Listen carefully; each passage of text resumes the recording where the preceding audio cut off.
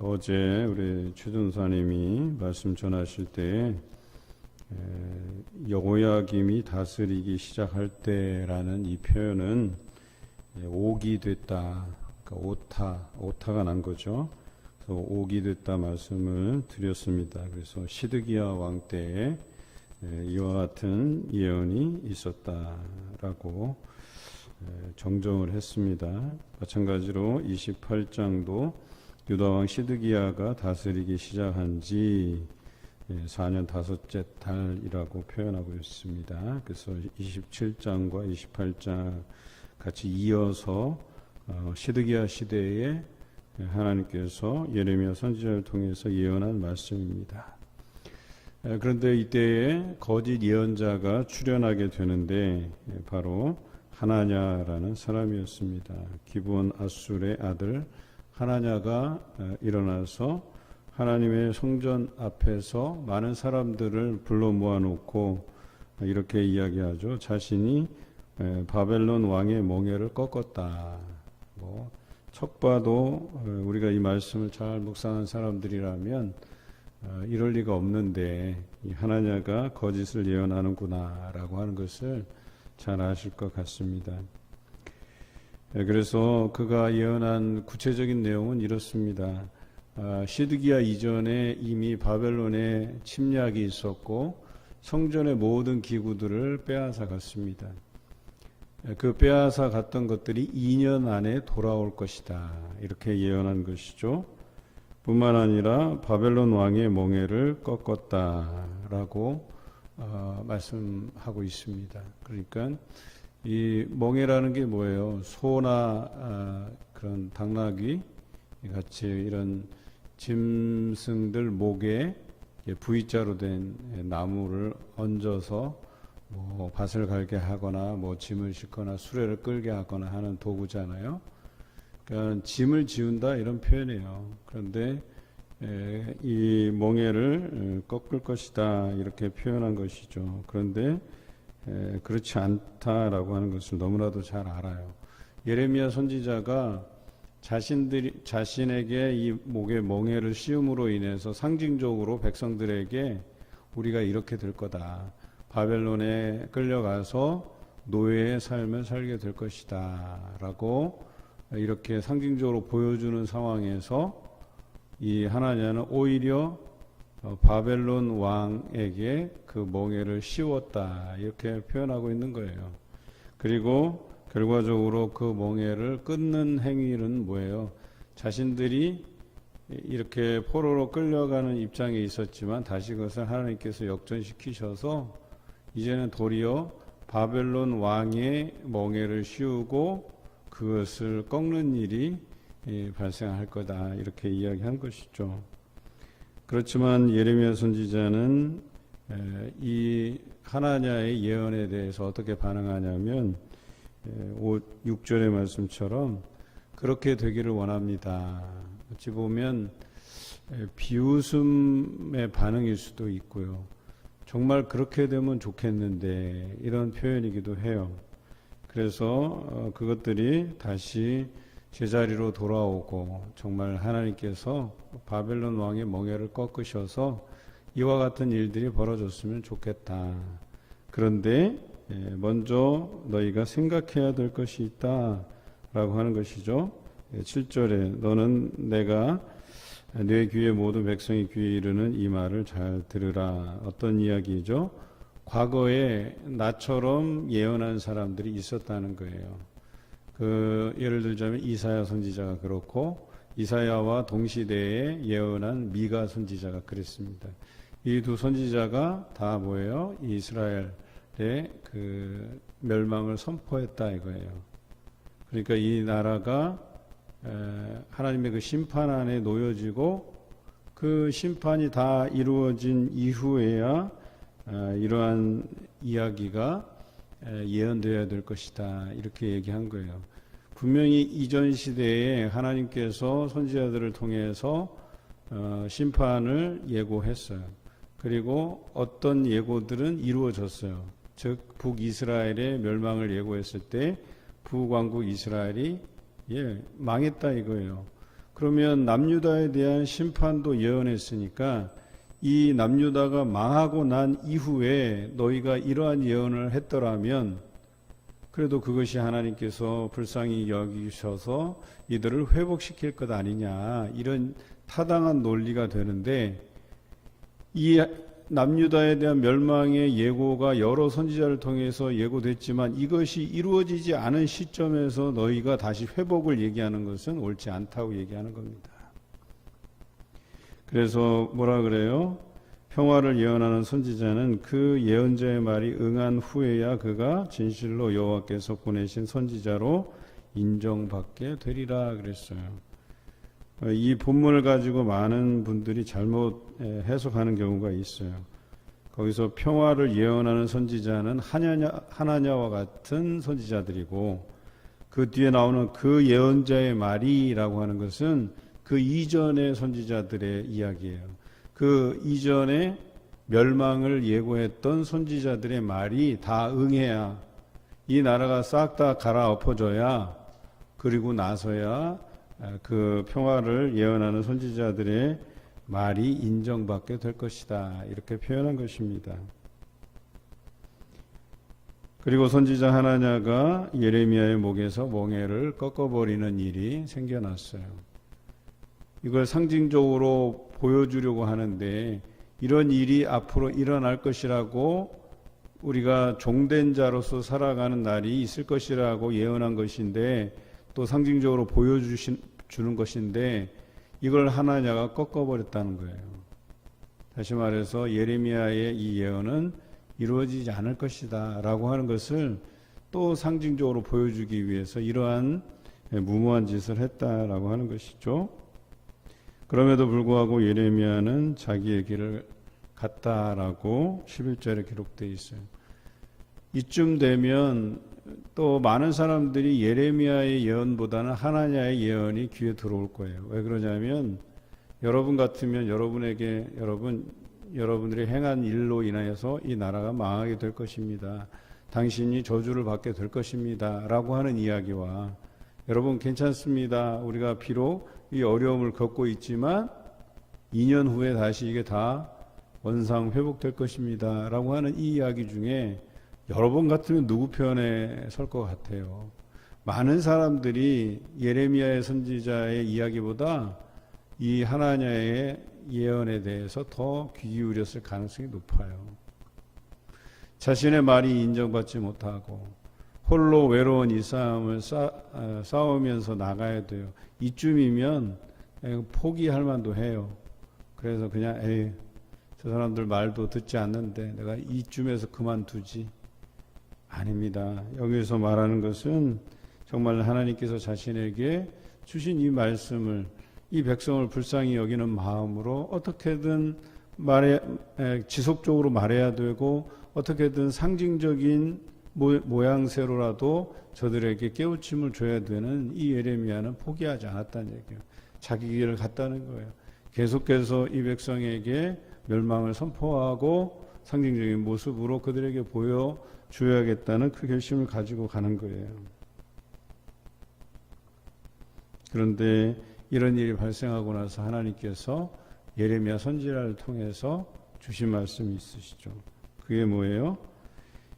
나무 몽에들을 이 사람들이 꺾었으나 이제는 대신에 쇠 몽에를 만들었느니라 라고 하나님께서 말씀하셨어요. 그러니까 나무 몽에는 사람들이 꺾을 수 있다고 하지만 쇠 몽에는 어때요? 꺾지 못하죠. 그러니까 꺾지 못할 몽에를 주셨다라고 하는 그 표현은 뭐냐면, 이것은 너희가 필연적으로 겪고 가야 될 문제다라고 하는 것을 정확히 알려주시는 문제예요. 바벨론은 지금 상황에서 너희가 꺾으려고 해도 꺾어지는 상대가 아니라는 거예요. 이것은 하나님께서 예비해 주신 심판의 도구이기 때문에 너희가 피하려고 해서, 혹은 이 상황을 모면하기 위해서 거짓 예언으로 우리가 회복될 것이다 이렇게 얘기해도 그런 상황은 전개되지 않을 것이다 말씀하신 것이죠. 심지어는 들짐승도 그에게 주었느니라 그랬어요. 사람들만 옮겨간 게 아니라 예루살렘에 있는 남유다 안에 있는 모든 것들이 바벨론으로 옮겨지는 역사가 있게 될 것이다 라고 말씀하신 거예요. 하나님의 완전한 심판에 대해서 이야기하고 있어요. 그 어느 것도 이루시지 않는 것이 없다라고 분명히 이야기하고 있어요. 이런 일들이 일어나고서야 그 이후에 하나님의 회복이 선언되고, 그렇다고 한다면 그것이 하나님께서 우리에게 선언한 말씀인 것을 알겠는데, 이런 완전한 심판이 오기도 전에 회복을 이야기하는 것은 거짓 예언이다 라고 하는 것을 우리에게 분명히 보여주시는 것이죠. 오늘 하나냐가 어떤 방식으로든 자신이 인기 있는 상황들을 만들려고 해요.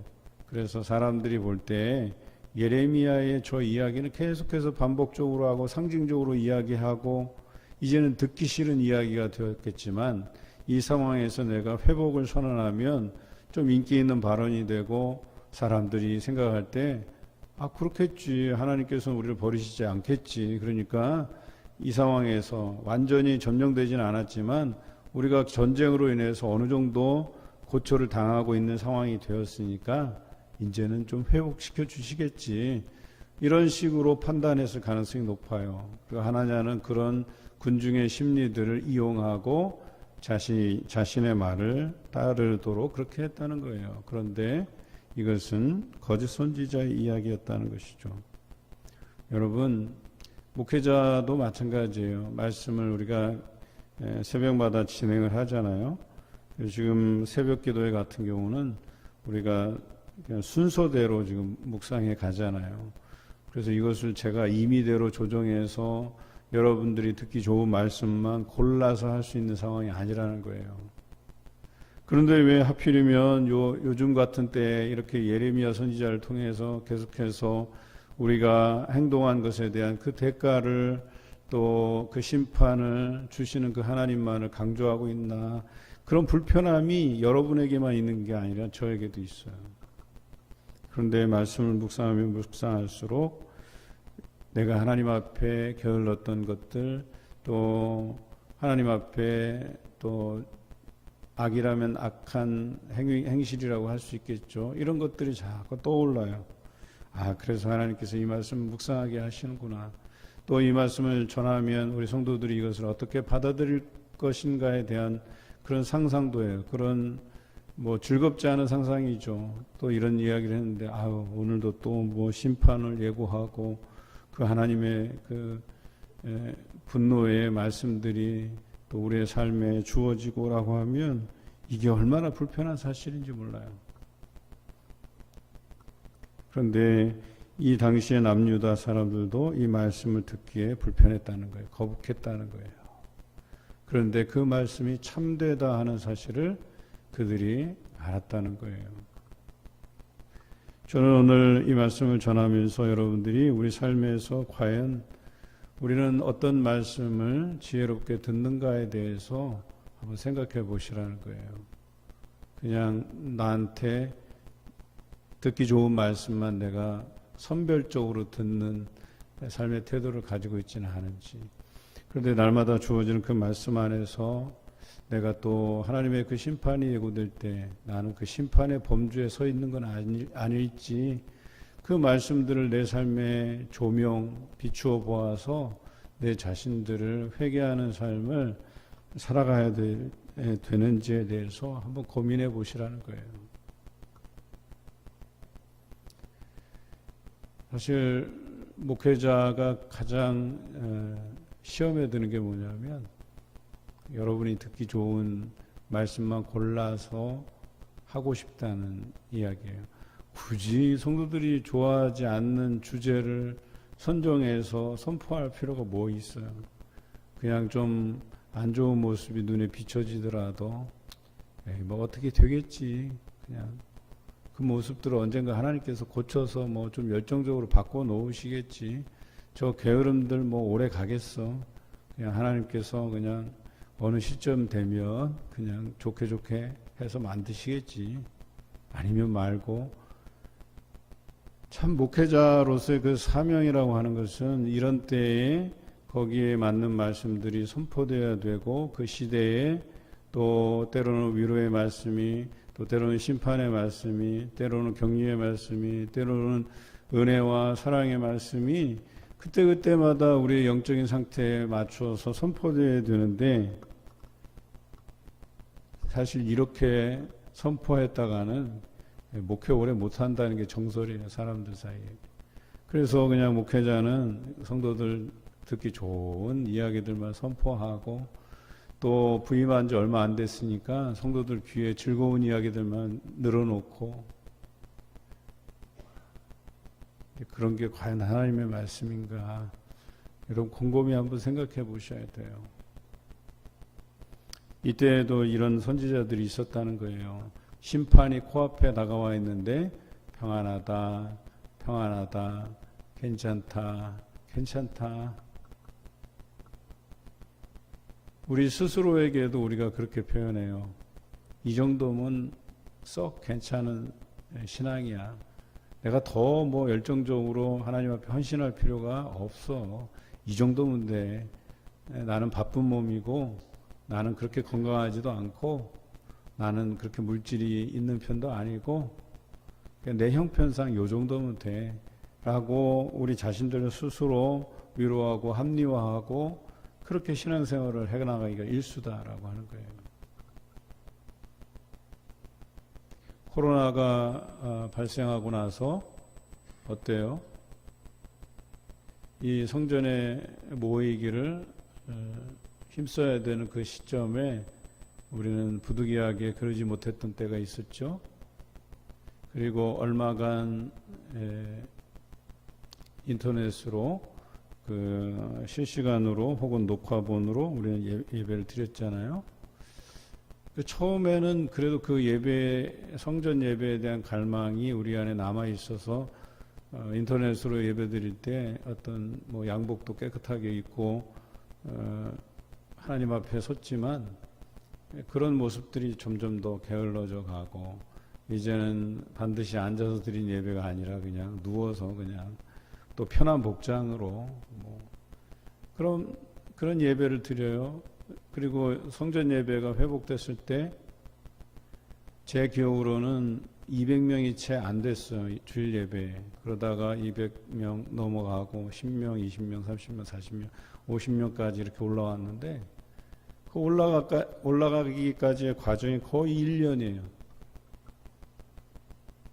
그리고 지금은 이제 어느 정도 정체기를 맞고 있어요. 이제 그 정도 인원들이 계속 유지가 되고, 근데 사실은 더 예배에 대한 어떤 생각들을 가지고 더 나와야 돼요. 우리 다음 세대 매주 저에게 이제 보고를 해요. 어떻게 안 나온 애들 이렇게 분류를 해서 다 와요. 코로나 때문에 안 나오는 애들이 굉장히 많아요. 비율이.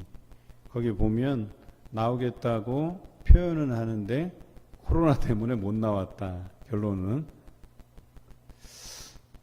한편으로는 그런 생각을 하는 거죠. 그 코로나가 여전히 진행 중이지만 우리가 그래도 조심스럽게 수칙을 지켜가면서 성전에 나와서 예배 드릴 수도 있는데 여전히 요원해요.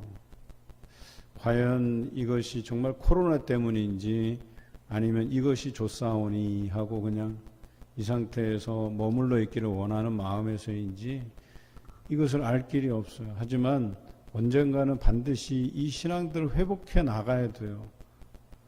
그리고 또 이 일을 위해서 우리가 말씀을 통해서도 깨닫지 아니하면 안 되는 거예요. 이런 불편한 이야기들을 우리가 나누어야 된다는 거예요. 그래도 믿음 안에서 차라리 목회자가 이야기하지 않더라도 우리가 말씀을 통해서 도전받고 우리의 신앙을 회복해 가고 더 열심을 내어가고 하면 좋겠죠. 그런데 안 될 때에는 하나님께서 어떤 방식으로든 이렇게 말씀하시기도 한다는 거예요. 특히 저는 예레미야, 이사야에 거쳐서 예레미야 선지자의 이 말씀을 묵상해 가면서 하나님께서 우리가 우리 삶에서 정리해야 될 죄악된 모습이 있구나라고 하는 것을 저에게도 말씀해 주세요. 마찬가지로 여러분에게도 말씀해 주시리라는 그런 확신이 있어요. 오늘 이 말씀을 기억하시면서 정말 하나님의 귀한 말씀에 귀 기울이시길 바라요. 또 거짓 예언자들의 이야기에 귀 기울이지 마시기 바라요. 오직 하나님의 말씀을 분별하여 또 그 말씀이 내 귀에 좋든 싫든 여러분들이 그 말씀을 진실되게 받고 또 그 말씀대로 살아가시는 여러분 되시기를 주님의 이름으로 기원합니다.